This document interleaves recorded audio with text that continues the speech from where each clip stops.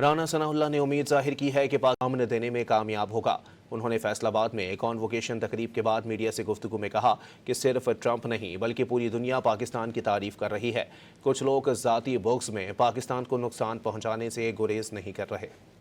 پاکستان جو ہے وہ جلد اس میں کامیاب ہوگا کہ پوری دنیا کو جو ہے وہ امن دے سکے۔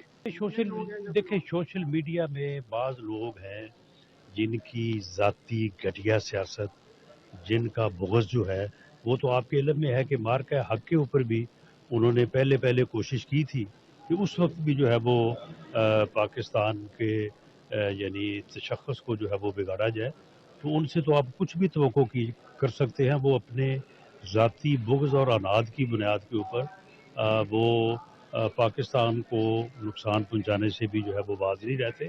پوری دنیا تعریف کر رہی ہے، پوری دنیا، یہ صرف پاکستان کی عسکری اور سیاسی قیادت کی یا پاکستان کی تعریف صرف ٹرمپ نہیں کر رہے، سعودی عرب بھی کر رہا ہے، ایران بھی کر رہا ہے، پوری دنیا کر رہی ہے۔